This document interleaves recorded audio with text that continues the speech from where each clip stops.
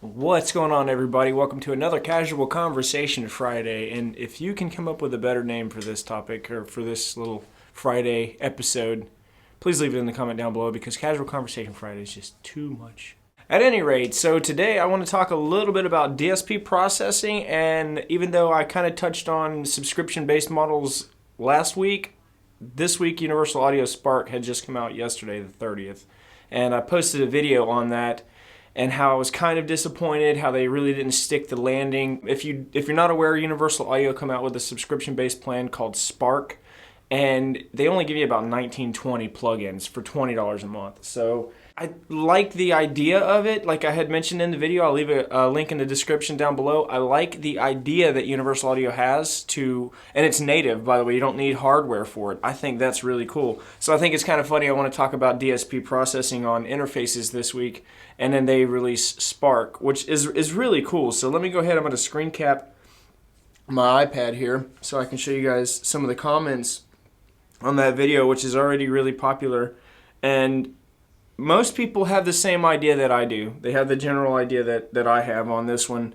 And I think they're probably going to offer more plugins as time goes by. So if you just wait this one out, I signed up for the 14-day trial. They offer a 14-day trial. You know I'm big on those. But then I unsigned because I don't, $20 a month, I really don't see the value there. But some of these comments, I mean, like if you look at them, you know, they're agreeing with me. I commented on that one. I think the list will grow every month or so, which is, I agree with that. I think it is also.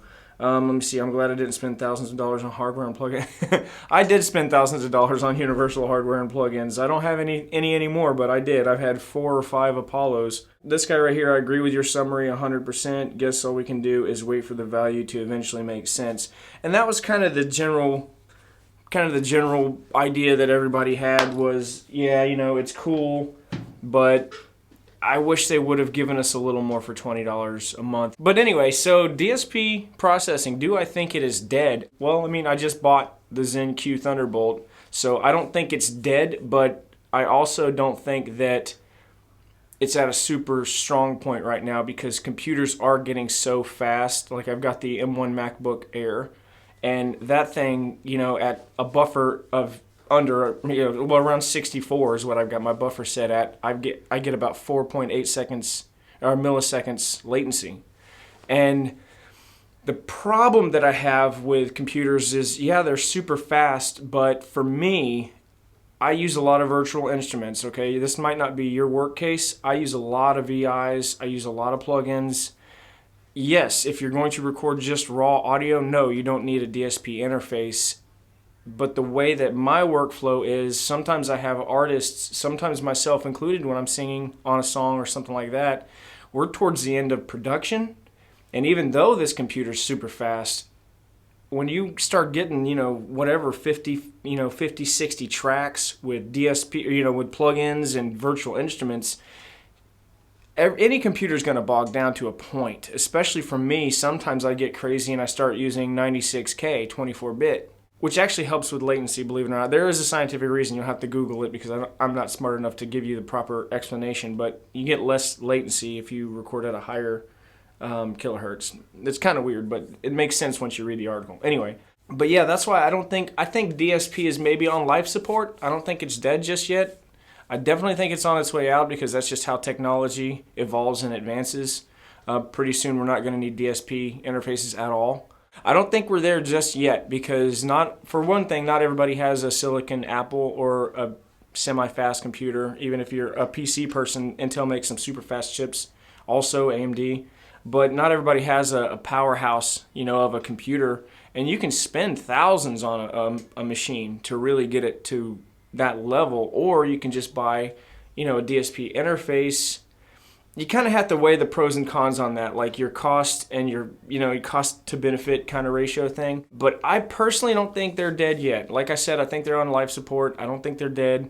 I love having a DSP interface because I have my effects chain built into the mix view of the Antelope Audio, and you can do the same thing with Universal Audio stuff. And Mode 2 has a DSP interface. I like the idea of recording in real time kind of like treating the mixer view like it's an outboard analog mixer, right? And then I have my plugins and I'm printing.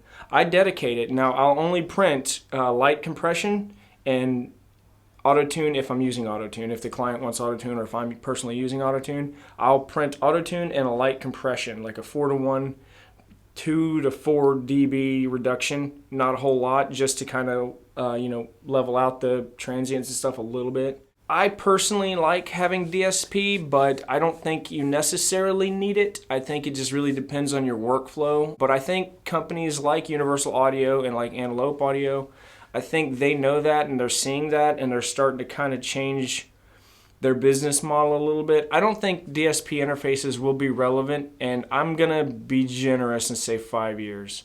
I think in 5 years, we won't maybe need DSP. And I say maybe because I don't like to speak in absolutes. I always hate that. But I don't think, in 5 years, I think maybe computers might be fast enough. The hard drive speed is way fast enough now with new generation SSDs and stuff like that. You're not getting round trip latency issues off of SSDs anymore. It's not like the old mechanical, 5400 RPM, 7200 RPM hard drives back in the day. So I don't think we'll have to worry about that ever again. But again, you're coming up to modern day producers or, creatives or whatever. We use a lot of virtual instruments. And I think that's where it starts to tax your computer's CPU, because again, even the fastest Apple Silicon or the new Intels, you throw enough virtual instruments at something, it's going to start to buckle a little bit and you're going to get some latency issues no matter what. So I just think it would be cool to not have to print your virtual instruments all the time, to not get that latency later in the production. And now obviously in a perfect world, well, then it should be done, right? And you shouldn't have to track any more vocals or whatever. All your virtual instruments should be printed. There should be no virtual instruments when you're tracking vocals. In a perfect world, yes, but there have been a few situations to where the client would come back, or even me would want to go back to a song and re-record some vocals towards the end of the production, and you're latency city because it's nature of the beast, right? You're using virtual instruments, it's using a lot of CPU power, you're going to get latency issues. But that's kind of my take on DSP, and this one's going to be kind of shorter than it was last week. But yeah, if you guys haven't seen the Universal Audio Spark video, again, I'll leave a link in the description down below. Check it out. I go over some pretty cool stuff, and I'm excited to see what Universal Audio has to bring for the future. And I'm also excited to see if that's going to kind of maybe change the game for some other hardware manufacturers that make DSP stuff. Maybe they'll come out with like a subscription base for some of their plugins also. I'm going to close out with that, and remember, it's called music theory, not music fact. I'll see you guys in the next one.